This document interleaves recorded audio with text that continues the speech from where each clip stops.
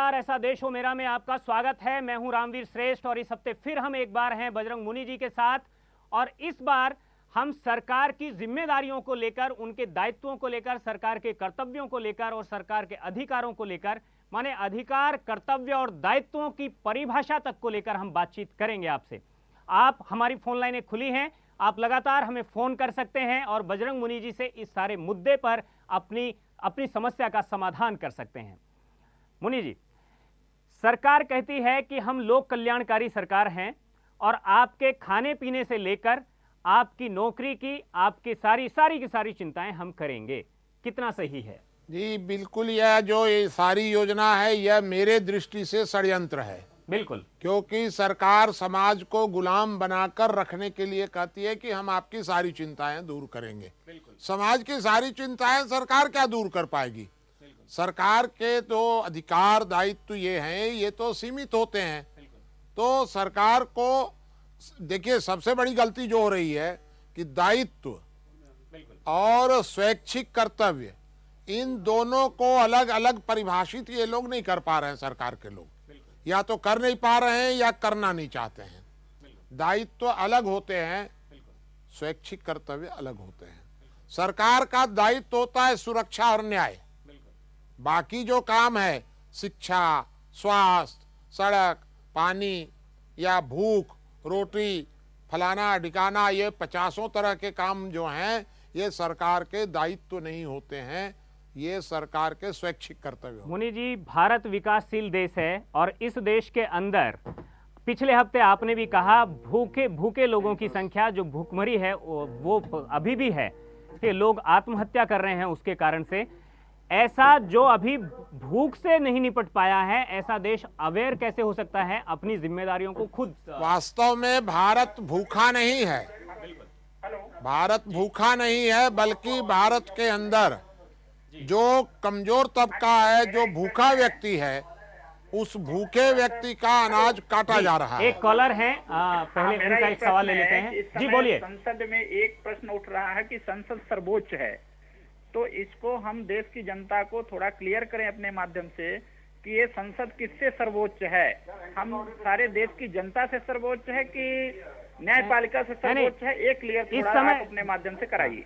इस समय हमारे जो कॉलर हैं उनका कहना था, संसद को लेकर उनका कहना था, यानी संसद का भी अगर वजूद है, उस वजूद में भी जो लोक है, मानस है, जनमानस है, उसमें उसके पास कितनी पावर रहे, माने। और मैं आपको ये बता दूं कि यद्यपि ये आज का विषय नहीं है, बिल्कुल बिल्कुल बिल्कुल, फिर भी यदि आपने प्रश्न किया है तो मैं आपको इतना बता दूं कि कोई भी इकाई लोकतंत्र में सर्वोच्च नहीं होती है। जो सर्वोच्च होने का प्रयत्न करे वह तानाशाही की दिशा में जा रही है, और ऐसी तानाशाही को कुचल देना चाहिए, चाहे वो संसद हो चाहे कोई हो। माने इसी से लगता हुआ मेरा सवाल, मैं पहले भी बात कर रहा था कि जो देश है, समाज है, वो बटा हुआ है।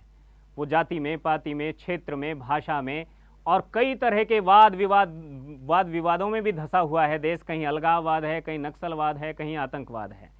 ऐसे समाज को आप कैसे जिम्मेदारी दे सकते हैं और कैसे दायित्व दे सकते हैं? यही इतनी देर से तो मैं कह रहा हूं कि ये सारे इतने प्रकार के जितने झमेले हैं, देखिए होता ये है कि सरकार ज्यादा जिम्मा क्यों ले लेती है। देखिए, दायित्व और कर्तव्य के अंतर समझिए। दायित्व वह होता है जो सामने वाले का अधिकार होता है, स्वैच्छिक कर्तव्य वो होता है जो सामने वाले का अधिकार नहीं होता है। सुरक्षा और न्याय ये भारत के 121 करोड़ लोगों का अधिकार होता है, क्योंकि यह सरकार का दायित्व है। लेकिन किसी व्यक्ति की भूख दूर करना, रोजगार देना, यह सरकार का स्वैच्छिक कार्य है। तो सुरक्षा और न्याय देने के बाद एक कॉलर है हमारे साथ। जी, अपना सवाल पूछिए। हेलो जी, पूछिए अपना सवाल।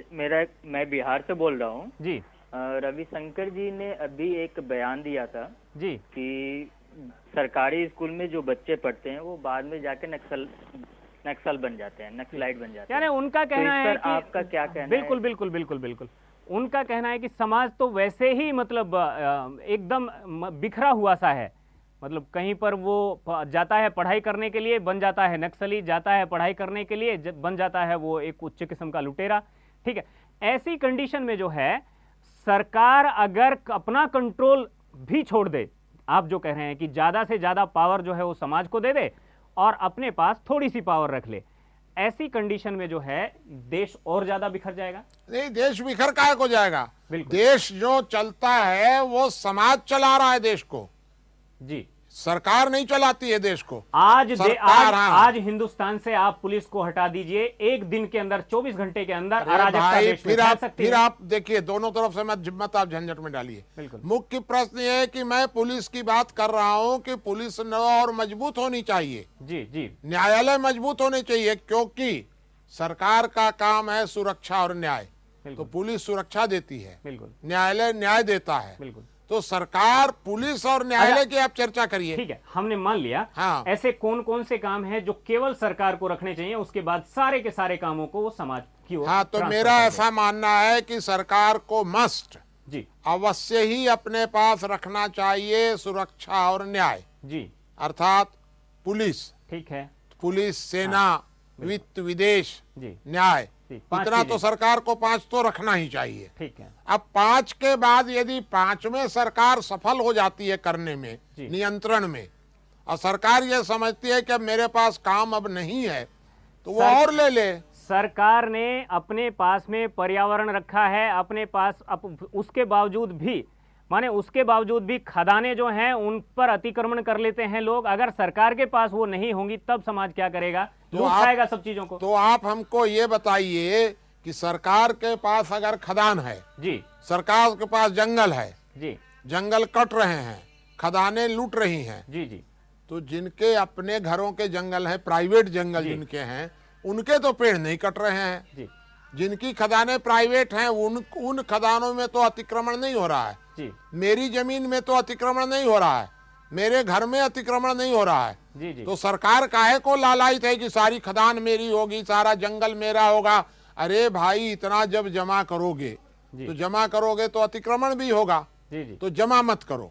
दूसरा मेरा ये कहना है सीधा कि आप सुरक्षा और न्याय की कीमत पर विकास की बात नहीं कर सकते हैं। बिल्कुल। सुरक्षा और न्याय ये आपका दायित्व है और ये सामने शिक्षा वाले का दायित्व नहीं- अधिकार है। शिक्षा दायित्व नहीं होना नहीं चाहिए। है, शिक्षा उसका दायित्व नहीं है, शिक्षा उसका स्वैच्छिक कर्तव्य है।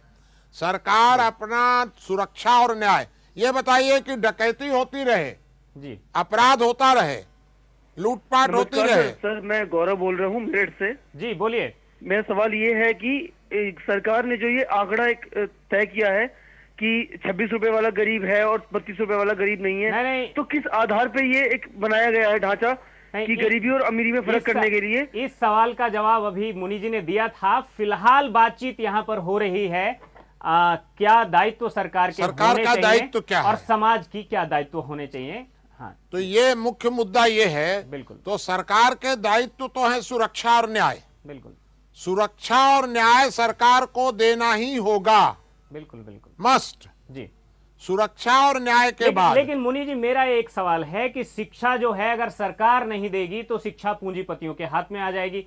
आम आदमी जो है उसके बालकों के लिए, या जो ये पूंजीपति है, शिक्षा को कारोबार बना लेंगे। मैं आपसे ये जानना चाहता हूँ कि शिक्षा सरकार देगी और सुरक्षा नहीं देगी तब क्या होगा? माने जो परोपकार का विषय था वो कारोबार का इशू बन गया। तो ऐसे कैसे चलेगा? आप हमको यह बताइए कि सारे हिंदुस्तान में नक्सलवाद बढ़ रहा है जी, आतंकवाद बढ़ रहा है, जी। तो शिक्षा पहले दी जाए कि पहले आतंकवाद रोका जाए? सरकार का काम क्या है?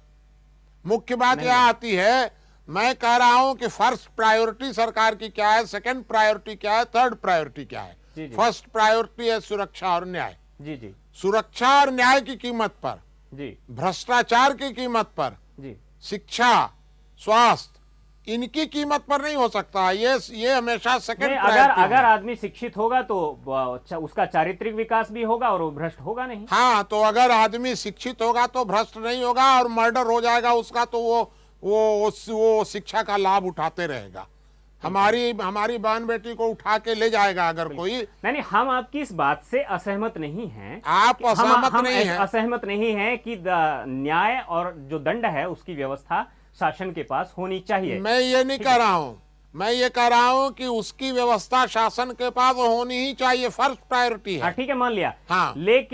लेकिन शिक्षित समाज जो है ये भी किसी राजा की फर्स्ट प्रायोरिटी होनी नहीं, चाहिए। ये सेकंड प्रायोरिटी होगी सुरक्षा और न्याय के बाद।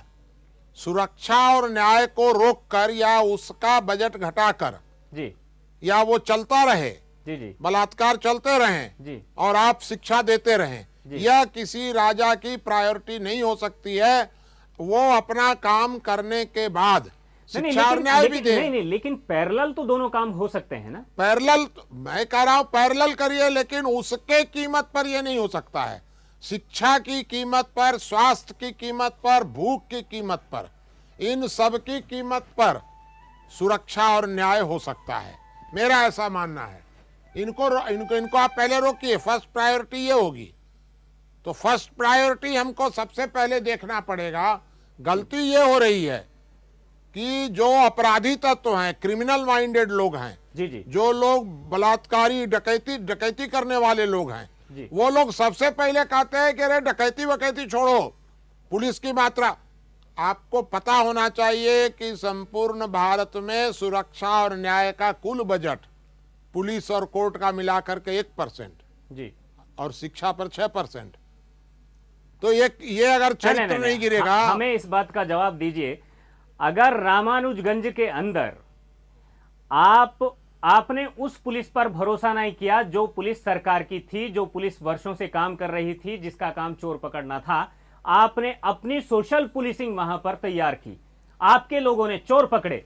मैं आपको फिर से बता दूं, ठीक है, और इसके बाद आप ये कहते हैं आपकी जानकारी अधूरी है, आपकी जानकारी अधूरी है जी। सन 47 में रामानुजगंज में 13 पुलिस वाले थे भर्ती जी।